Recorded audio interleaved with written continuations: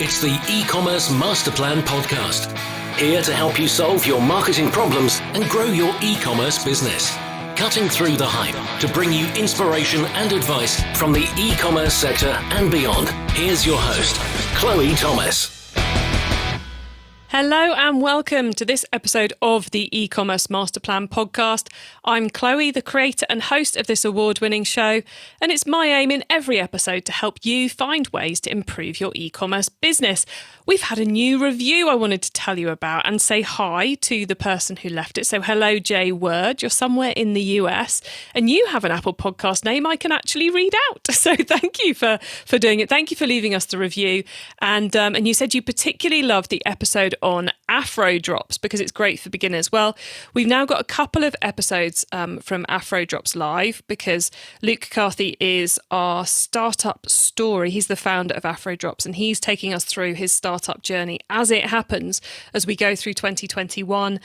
And you can find out more about that and all our other startup episodes if you're a beginner too at ecommercemasterplan.com/startup. But don't go there yet because we've got a great episode coming up for you where we are going to be learning some tips that will help startups, even though today's guest is someone who's been doing this for, I think it's 7 years now. And we're getting into the wonderful world of subscription, which is something which we need to cover more here on the podcast. But we've got a brilliant guest today, and we're going to be talking about getting subscribers, launching a subscription business, plenty on product development, and how to retain them. Pretty much the whole thing covered then. Before we get into that, please do check out the sponsors. This podcast is brought to you by Klaviyo, the ultimate e-commerce marketing platform for brands of all kinds and sizes. Whether you're an entrepreneur just starting out or you're part of a marketing team at a multinational brand, Klaviyo will give you everything you need to create memorable marketing moments, building customer relationships that keep shoppers coming back time and time again. Get started with a free account today. Visit klaviyo.com/masterplan. That's KLAVIYO.com/masterplan.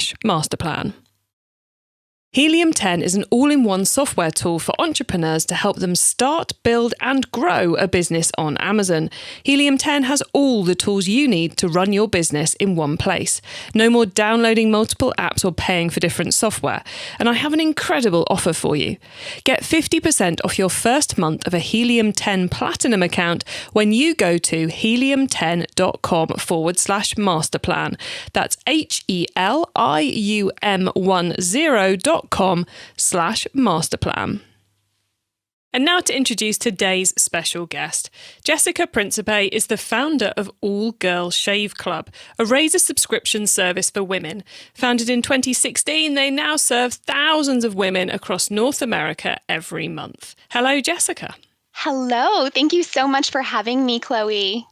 It's brilliant to have you here. I love exploring the world, rather, of subscription because it's such a fascinating subset of e-commerce. So before we get into exploring your business as it is now, how did you get started in e-commerce? That's such a great question. So it really started as just a side hustle, just kind of something I was exploring. I was working full-time in a completely different industry, but the idea came to me in the shower as I was getting ready to shave. I was just starting to think about kind of the process of shaving and how I could make the experience better for myself, just being a natural, I guess, problem solver. And I started to kind of dream up all of these ideas of how I could make it better. At the time, there really weren't any women's shaving subscription companies in the market. There were two big players, but they were only serving men at the time. And so I started to think about how there was this gap in the marketplace and what I really wanted to see. And that was, quality products that worked just as good as my husband's, if not better, but something that would be beautiful and feminine and unique and maybe even fun to use. And so being a big consumer of subscription boxes and products in general, I decided to kind of marry those two ideas and just create a subscription box business with this idea. And the idea just kind of took off. So it allowed me to leave my full-time job about a year in, and that's kind of where we are now.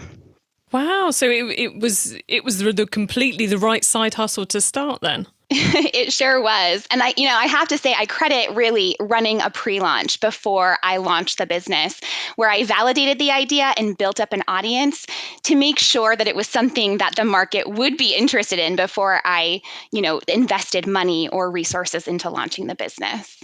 Got you. In that pre-launch, was you measuring it via email signups, I suppose? Exactly. Yes. I was building an audience by email list, just kind of nurturing that list, kind of engaging them, keeping them on top of mind, and also asking them what they wanted to see. What kinds of products would they want to see? How could I make the experience better for them? And I learned a lot during pre-launch. Yeah, it's kind of, not only do you learn, yes, this is a business idea, but you start to get close to your customers and build a list ready to buy when you actually go live. Exactly. Nobody wants to launch to crickets, right? Oh, no. It's truly, truly tedious and just soul destroying too. But we may come back to that later. First of all, let's flip to the present day and tell us a bit about the business right now. Where are you and where are you selling to? Yes, so I am in the East Coast of the USA, so just north of Boston, and we sell to all of the USA and Canada. Excellent. And the product, it's shaving for ladies, but tell us a bit more. Yes, exactly. So our core product line are our razor systems and our whipped shave butter. We do also have like a curated subscription box, so where we add like fun surprise extras into the product line. And we also have a first shave kit for young girls that are just getting started in shaving. So it kind of expands across a few different demographics, but it's been a lot of fun to evolve the line. Wow, so which one did you start with? We started with the razors and the shave butter. That was the original idea. And then, listening to customers and what they wanted and things that they, had recommended to us, we started to explore. Excellent. And then the others came on, I guess, as a result of customer feedback? Totally, exactly. Listening to those customers is number one for us. Cool. And what platform are you running your business on? So currently, I'm running on Shopify. When I first launched the business, I was using a platform specifically for subscription boxes called Cratejoy. And I really liked that platform when I was just getting started because it was super easy. It's made for the subscription model. So it got my start, right? But then I realized that I needed a little bit more functionality that maybe wasn't available for our hybrid model because we do subscription and e-com. So it's kind of a hybrid there. So we migrated in 2019 to Shopify. And I love the platform. And given you're on Shopify and you're running a subscription business, there must be at least a couple of widgets or plugins you've put in there. So what are your top picks? Yes. So for the subscription, we do have to have an app to manage the subscription, the recurring payments, and we use Recharge for that. I really love the flexibility of it, and I highly recommend it. It's super easy to integrate. And then we've also been exploring a new one that I've been really enjoying called Rebuy. And this one specifically integrates with not just Shopify, but also with Recharge to allow in-checkout upsells for those people that are buying subscription products. So right on the checkout page, you can add items onto your purchase. So I'm really loving that. Ah, very cool. Anything to up those average order values? Yes. Okay, and what does the team look like? Is it still just you, or have you outsourced things, or have people in? Yes. So I do have contractors on my team.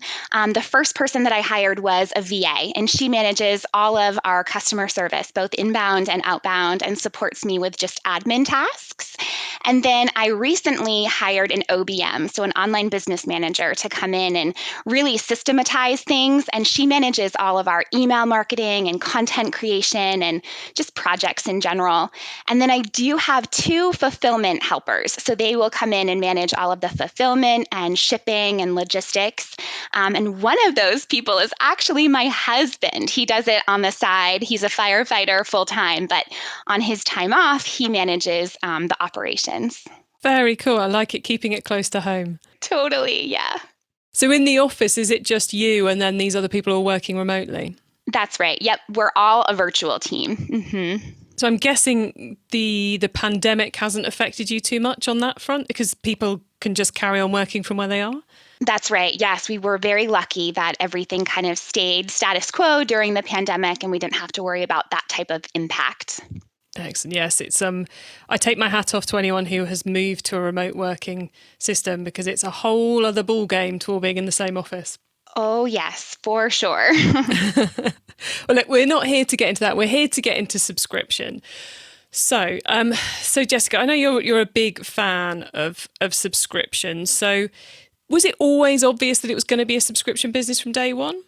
Yeah, it was. I really wanted to, I really love the subscription model in general, and I just wanted to create something that would add convenience for my customers. I kind of was my own ideal client. I was working full time. I'm a mom to 2 little kids, and life was just busy and hectic. And I really wanted something that would be beautiful and convenient and fun. So subscription was definitely the way that I wanted to go. But what I didn't realize was that with the subscription model, people would be asking for that one-time store, that those shop offers, right? Like where they could just buy things one-off. So that was kind of a surprise to me that we had to kind of mold into the business. So initially it was supposed to be just subscription, but over time we added that e-com solution as well. And was that people wanting to try before they committed to a subscription, or was it people wanting to top up because the subscription wasn't delivering fast enough? Sometimes it was just wanting to try products, but also they wanted additional products. They wanted scrubs that would go with their razors or their shave butters, or they wanted other things that we just weren't offering on subscription at the time. So that's kind of how it evolved. And then the first shave kit, of course, became a one-time purchase as well. So it just kind of evolved over customer request. Right now, we do about 85% of our business is subscription, and 15% is the one-time purchases. And that's not just the things that are in the subscription, it's a widening out of the range as well. It is. Yes, it is. We do have some, people can purchase replenishment blades or shave butter on their own. And it's just a little bit higher priced to do it that way rather than buying it on subscription. Excellent. And you've mentioned the My First Shave Kit, which I think is a genius product if I think back to my experience of that hideous time in every teenage girl's life. So I love the idea you've made it feel like something special. So what led to the creation of that product? That is just my biggest passion product. I love it so much. It was very, very close to my heart. Honestly, it was just thinking back to that very awkward time as a preteen or beginner teenager. In my first shave experience, it was just so awkward and so uncomfortable. And I really just wanted to create a product that would take that awkward away, make it more fun, and make it an experience that parents can bond with their daughter over. Kind of bring them together rather than make it feel uncomfortable or weird. And was it an obvious choice to make that a one-off rather than a subscription? Yeah, it was, because at first I was just really testing the idea. People were telling me that they wanted something for their daughter. Was our razor the right fit? That kind of thing. And so I thought, let's just put together this very beautiful experience for them, filled with a guidebook that includes all of the tutorials and tips and tricks and lots of fun things. But they're not going to need that stuff on a recurring basis. So that was kind of the initial idea. But we are exploring a subscription later this year for replenishment blades and shave butter and things like that for the girls. It is the case, isn't it, that subscription just forever evolves. There's always something else going on with the product. It really does. And I truly believe that, every product-based business can uncover a subscription program. There are so many different ways to integrate a subscription program in your business. Now, one of the biggest challenges with a subscription business is maintaining the subscription, reducing the churn and making sure people don't cancel. And I wonder, just one last question on the kind of the product dev side of things, is that one of the reasons you've now created the subscription box that has the surprises in it every time it goes out? Yeah, that was just kind of an answer to the idea of making it a little bit more fun. Sometimes there is such a thing as subscription fatigue. People get kind of bored with receiving the same thing over and over again. So this is a way to kind of combat that for sure. But churn is definitely a real thing. And so we work really hard to make sure that we're meeting our customers where they are when it comes to their life cycle. So we offer subscription frequencies that are based on their shaving habits, really. So, somebody might not need a box every month. They might need one every 4 months rather than every 2 months, so they can really be selective over how frequently they receive their products. And I think that has really helped in keeping churn low. Got it. Yeah, different people churn for different reasons, don't they? So you've got to, again, you have to listen to the customer to work out how to tackle it. For sure. And on the other big challenge in subscription, of course, is getting people to buy in the first place, which is, obviously the same for every e-commerce business. But we often see and experience that getting someone to commit to a subscription is harder work than getting someone to commit to a one-off. So how have you gone about growing that subscriber list? Because, given the numbers I read out at the beginning, you've been very successful in doing that. Yeah, I think really honestly, I credit that pre-launch to getting our first seed round of customers. They were really excited. They were along the journey with us and they really wanted to support us because they were invested in that pre-launch, those pre-launch efforts. They kind of felt like they had a hand in shaping the business. So I think that was really helpful in getting that first, 150 or so subscribers. And then they kind of acted as like our little mini marketing army. They were really excited about sharing it with their friends, sharing it with their family. We incentivized that right away. And so we just kind of used that natural, like organic growth strategy where we were having people refer and helping to spread the word. Now, because we have so much social proof, I think it's a little bit easier for us to acquire subscribers. And we also make it a really big point to make sure that people understand that they are not locked into anything, that this is truly meant to be a convenience for them and it's not a commitment. So you can cancel anytime. And we keep that really easy. Like we don't make them jump through hoops to cancel their subscription. We want them to have a good experience and to come back if they decide they want to rejoin. So that's been a major part of growing the subscription. Making it easy to leave, counterintuitively. Exactly. I know. It just, you think about, those gym memberships that are impossible to cancel and they give all of the subscription companies a bad rap, but we do our best to stand out from that. I think about we used to have a service in the UK called Love Film, which was a DVD subscription business. You got a number of DVDs each week and, so on and so forth, which I'm sure you had very similar things in the US. But the process of cancelling that was about 8 or 9 screens with everything in the world thrown at you to try and keep you on board. Yes. And whenever anyone talks about, the ease of leaving subscription, that one always comes to my mind. Are you sure you don't want pizza? No, I don't want pizza. I want to cancel. It's just utterly bonkers. But there we go. It really is. So going back to the kind of the building the tribe, one of the things I always find is quite fascinating about building a tribe is that it's actually almost easier to build a tribe before you start selling to them, which is kind of crazy. You talked about the pre-launch and getting people excited.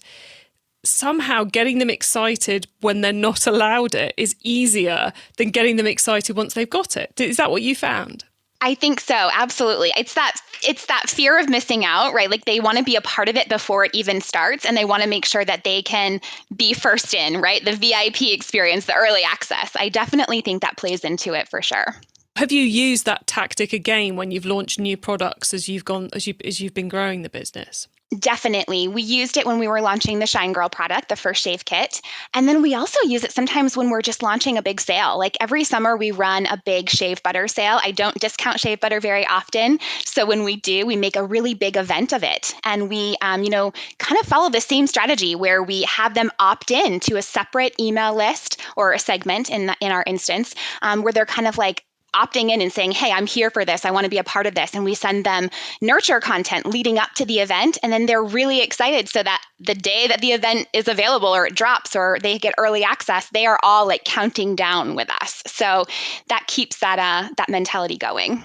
Yeah, there's a lot to be said about creating events on your own terms, not waiting for Black Friday, but doing something yourself and really going all in. Yes, for sure. Making a big deal about it. It's fun, especially if you don't discount often. So it makes it really exciting. I think it's so often we just run an event and only worry about it for the couple of days it runs. And there's so much to be gained from pre-announcing. Yes, for sure. Especially to your customers who are like your super fans, your loyalists who really want to be a part of everything that you do. Giving them something special, that early access, or a surprise look, or a free gift, or something like that. It really keeps them wanting to come back and wanting to stay, a super fan. And what's the most exciting thing coming up in the near future for you guys? So we actually are just launching our affiliate program. So I'm super excited about that because we poured a lot of heart into creating this program. It's not just a regular affiliate program. We're really looking at our affiliates as though they are part of our team and not just a traffic source for us. So we've got some fun things cooked up, like happy hours quarterly, where we actually train and help provide training and resources for them to make the most of being an affiliate, and lots of fun things like that. So I'm excited to see how that does. I find it interesting that you're calling it an affiliate program, because I think we're in this space at the moment where some people would say that sounds like a partnership or an influencer program. And it sounds like with everything you've got planned that you're pulling in the best of various worlds to make that affiliate program work. So for you, why are you thinking of it, I suppose, as an affiliate program first and foremost? I feel like exactly what you just said. It really is a partnership. It's a win-win for both of us. I really respect and value content creators who have the talent and ability to build an audience. And, I respect their efforts and their work. It's hard, and it's not something that, we can easily replicate on our side. So it really is a partnership. And we want our affiliates to feel like they are part of the team, and that they are, just as important as anybody else on our team, and that they're part of the brand. So we're going to see how it does. And I'd say, having recently recorded a whole series of episodes about affiliate marketing, understanding that you have to build a partnership with your affiliates is essential for success. So I think it's going to be interesting, and do let us know how you get on with it all. I will. I can't wait to tune in. So Jessica, with everything you've learned over the last, 5, 6, nearly 7 years now of running the business, is there one piece of advice you give to anyone out there who's thinking of running or is in the early stages of running a subscription business to make sure it's successful? Absolutely. My number one tip is to build or have a strong pre-launch, to really work on building that audience ahead of time, really nurturing them and taking good care of them, so that when you launch, you have an audience that are buyers who are really excited. They're not just there for the sale, but they're super excited to support and to engage with your brand. So I think that is the number one thing that you need to do. And it's often overlooked because so many people want to jump right into creating the custom boxes or the pretty things, but they don't want to put in the time to do the pre-launch. And I think that's just so important. E-commerce Master Plan is supported by some of the greatest companies in the e-commerce sector. Here's a reminder of who they are. Success in 2021 means building stronger relationships with your customers. Last year saw a lot of consumers switching to buy online, leading to surges in new customer acquisition. So how are you planning on turning your new first-time buyers into profitable repeat customers? Well, that's what Klaviyo is for. Klaviyo helps businesses create memorable marketing moments through email, SMS, and personalized website experiences. And that is what creates repeat purchases. That's why Klaviyo, the ultimate e-commerce marketing platform, is used by over 50,000 e-commerce brands around the world. Get started with your free account today. Visit klaviyo.com/masterplan. That's KLAVIYO.com/masterplan. Helium 10 is an all-in-one software tool for entrepreneurs to help them start, build, and grow a business on Amazon. Whether you're just starting or are several years into e-commerce, it is a must-have tool for your business, and I have an incredible offer for you. Get 50% off your first month of a Helium 10 Platinum account when you go to helium10.com/masterplan. That's HELIUM10.com/masterplan. It's time for the top tips round. Okay, I love this section because it gives me and our listeners some really quick ideas for taking our business to the next level. And Jessica, you've given us so many of these already. Are you ready to provide us with even more? So ready. Okay, the book top tip. If everyone listening to this podcast agreed to take Friday off and read a book to make their business better, which book would you recommend? So anytime I ever have a roadblock in my business, I find that 99% of the time I am my own bottleneck, and it's usually a mindset issue. So for that reason, I recommend reading Believe It by Jamie Kern Lima. She is the founder of IT Cosmetics, and she started the company right in her apartment, but then ended up selling it to L'Oreal for over $1 billion. So it's mostly mindset, but there's some business strategies, sprinkled in as well. And I loved that book. She clearly knows mindset. It has to be said if she achieved that exit. Okay, the traffic top tip. Which marketing method do you either prize above all others or think doesn't get the press it deserves? So right now, our number one traffic source are Facebook and Instagram paid ads. But I will say that don't discount using YouTube influencers, because that is really one of the things that put us on the map early on.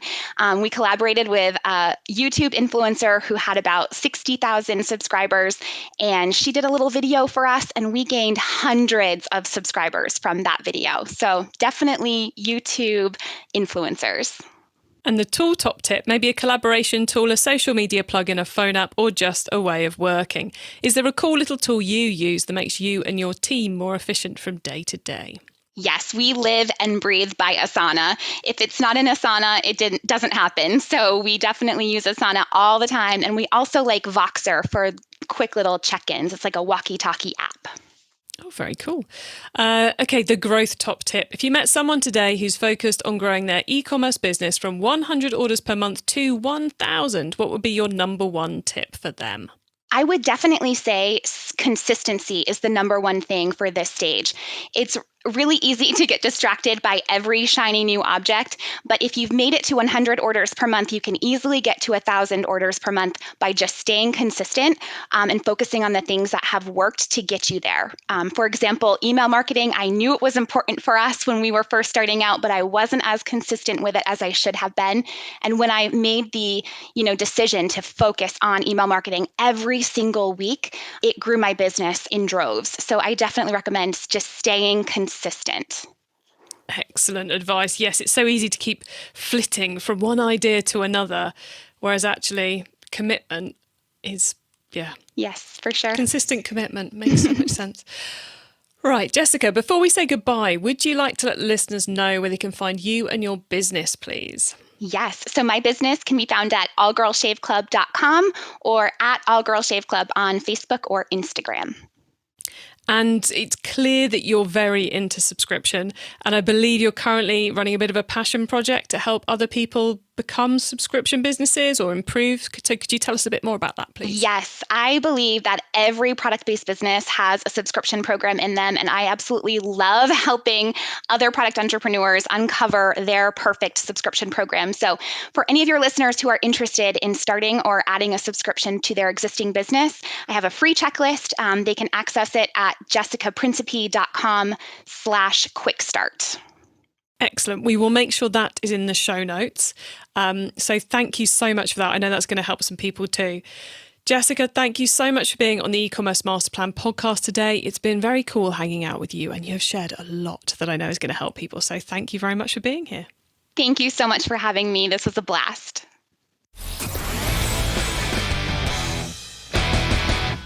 It's always so nice to visit the world of subscription. I must have more subscription guests here on the podcast because, like Jessica says, there's a lot we can all learn from them, but also most businesses have a subscription opportunity there. Lots of interesting advice there from Jessica too around, the importance of really kind of previewing things and pre-launching things, whether it's like your annual sale or whether it's something as cool as launching a whole brand new product or a whole brand new business. Getting people excited pays so many dividends, but so often we never quite get round to it and it gets missed as we just try and get things live. You can get your hands on the notes from today's show, including the top tips and links to everything we've been discussing by heading over to ecommercemasterplan.com/podcast. And the reason why we had Jessica on the show today is because she's one of the people who works with one of our e-commerce master plan crew members. She works with the Klaviyo Queen, Jessica Totillo Costa. Yes, two Jessicas. And if you've not heard about the crew before, they are a group of awesome consultants and doers of e-commerce stuff, e-commerce marketing, e-commerce advice, who I've pulled together to help you guys to grow your businesses. So if you want to find out a bit about the crew and a bit about the awesome Jessica Totillo Costa, then head to ecommercemasterplan.com/crew. If you like this episode and you're a bit intrigued about that world of affiliates and those episodes I mentioned, they have been put live on my Keep Optimizing podcast. So if you go to keepoptimizing.com and go to topics we've covered, you will find our affiliate marketing episodes, and those will help you explore the wonderful world, or the potentially wonderful world, of affiliate marketing if you approach it in the right way, because they are live right now. Thank you for tuning in to this and every episode of the E-commerce Master Plan podcast. I bring you a new interview every week because I want to inspire and help as many e-commerce business owners as possible to succeed and thrive with their businesses. So please, please, please tell the other e-commerce business owners you know, because I would love to help them as well. I hope you have a great week and keep optimizing. Thank you for listening to the E-commerce Master Plan podcast. Find out more at ecommercemasterplan.com/podcast.